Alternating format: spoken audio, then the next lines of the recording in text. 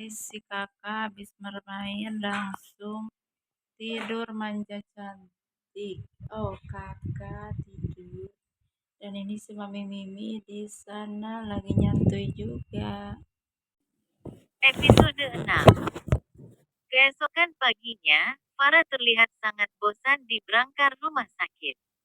Apalagi sang ibu juga melarangnya.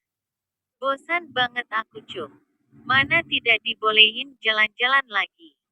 Gerutu Farah. Tiba-tiba Farah merasa aneh dengan pakaian dalam miliknya. Bocah perempuan itu kemudian baru sadar jika mengenakan popok bayi. Astaga, masak aku pakai popok, anjir. Teriak Farah merasa syok. Selfira yang melihat tingkah putrinya aneh, segera menghampiri gadis kecil cantik nan imut itu. Farah kenapa sayang? Tanya Vira lembut. Farah mendongak, menatap sang ibu. Mama, kenapa Fala pakai popok? Tanya Farah dengan terkejut.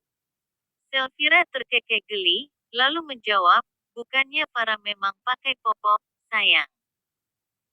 Farah kan, masih belum bisa tahan kalau mau pipis dan mau ke toilet. Jawab ibu satu anak itu. Anjir, masa aku harus pakai popok terus sih? Gak bisa dibiarkan ini mah. Batin Farah syok. Mama, panggil Farah.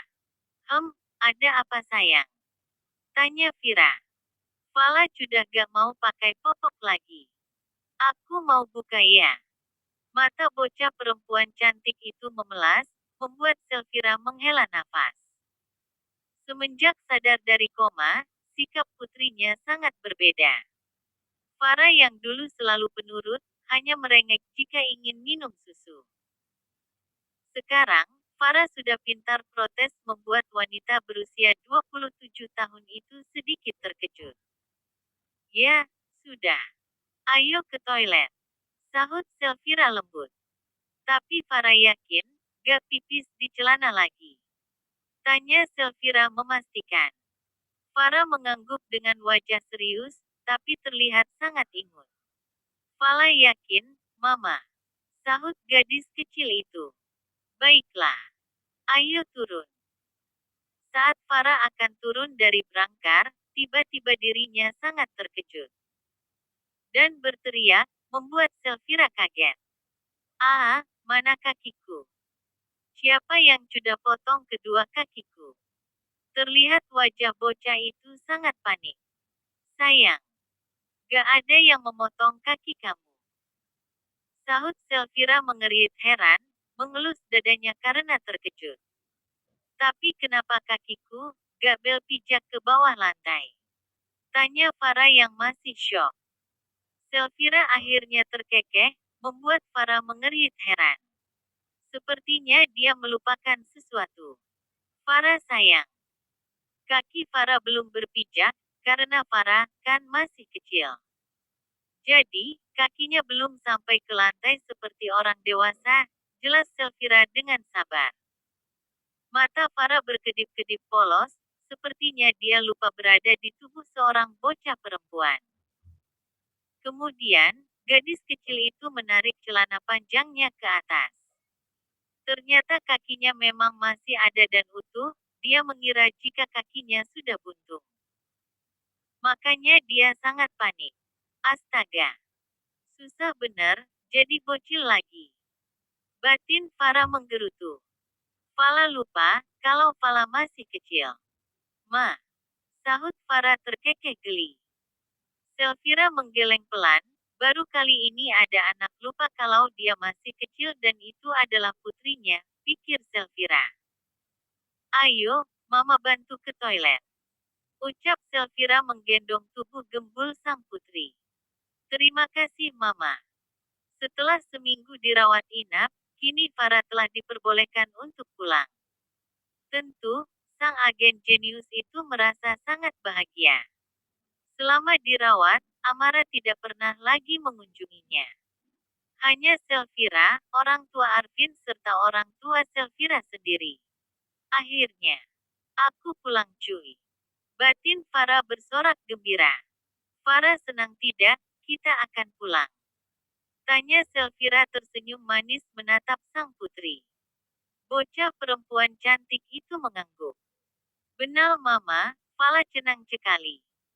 Sahutnya tersenyum memperlihatkan gigi rapinya. Jadi penasaran, bagaimana orang-orang di sekitar bocah perempuan ini? Batin Farah. Terus, kalau aku di sini, di mana jiwa anak ini ya? Apa di tubuhku atau udah ke surga? Batin Farah menerka-nerka. Pintu kamar rawat inap terbuka, terlihat supir serta pembantu keluarga Mahardika yang datang untuk membantu majikan mereka. Loh, Bapak, mana Biasi? Tanya Selvira mengerutkan keningnya. Wajah wanita parubaya itu terlihat tidak enak. Itunya, Tuan Arvin ke sekolah Nona Lunaira bersama Nyonya Amara, jawab Biasi merasa tidak enak. Wajah Selvira berubah murung, tapi dia mencoba menutupinya dengan senyuman. Dia tak ingin sang putri bersedih karena dirinya. Namun, Farah bukanlah orang bodoh. Mungkin jika Farah asli, pasti tidak mengerti sedangkan dirinya. Tentu dia paham, apa yang dirasakan oleh wanita cantik di depannya itu. Ya, udah. Gak apa-apa. Ayo sayang, kita pulang sama Biasi. Ucap Selvira tersenyum lembut pada sang putri. Farah mengangguk polos, sang supir segera menghampiri dan mengangkat barang-barang untuk dibawa ke mobil. Fala bika jalan cendili, Ma. Tolak Farah ketika ingin digendong. Baiklah. Bilang sama Mama, kalau udah capek. Sahut Selvira. Terlihat Biasi terkekeh, melihat nona kecilnya menolak. Biasanya bocah perempuan itu selalu ingin digendong oleh sang ibu. Kini, Farah dan ibunya di dalam mobil mewah. Farah tak henti-hentinya menatap gedung-gedung pencakar langit, dulu dia hanya fokus dengan pekerjaannya. Sekarang, dia menjadi seorang bocah. Tiba-tiba Farah mengingat rekening miliknya yang tersimpan di Bank Dunia. Tempat itu adalah tempat teraman, nanti dia akan mengecek rekening miliknya. Tak berselang lama, mobil berbelok dan masuk ke sebuah kawasan mewah. Rumah-rumah mewah berjejeran serta mobil mewah. Ini kawasan para sultan ini. Batin Farah. Kini mobil mewah itu berhenti di sebuah mansion mewah milik keluarga Mahardika. Dengan cepat, sang supir membuka pintu untuk sang majikan. Ayo sayang. Kita turun, ujar Selvira. Baik Mama. Farah terlihat sangat kesusahan saat turun, bagaimana tidak, tubuhnya yang gembul membuatnya terhalang. Ya ampun. Susah bener nih bocah kagak diet apa ya? Tubuhnya gembul sekali, aku sampai susah ini. Gerutu Farah. Selvira terkekeh kecil melihat sang putri kesusahan untuk turun dari mobil, dengan cepat wanita cantik itu membantu sang putri. Nah, sudah. Keduanya segera berjalan masuk mansion, di belakangnya ada Biasi serta sang supir yang membawakan barangnya. Ketika Farah memasuki mansion itu, terlihat para pelayan berlalu lalang tanpa memperdulikan Selvira ataupun Farah. Bocah perempuan itu terlihat mengerit heran.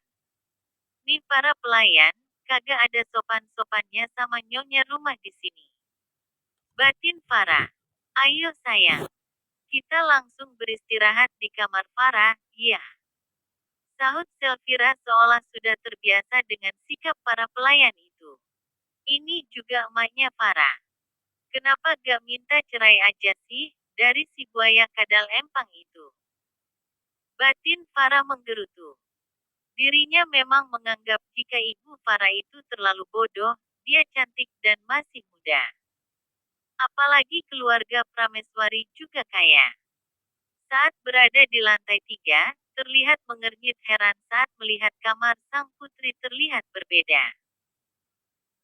Kenapa kamar Farah, ada barang-barang Lunaira? Tanya Selvira. Dia memang jarang menginap di mansion, setelah sang anak koma. Terhitung, Farah di rumah sakit itu selama 3 minggu. Itu. Nya. Dia sih terlihat tidak enak. Kamar itu sekarang milik Nona Lunaira. Celetuk seseorang dari arah belakang Selvira.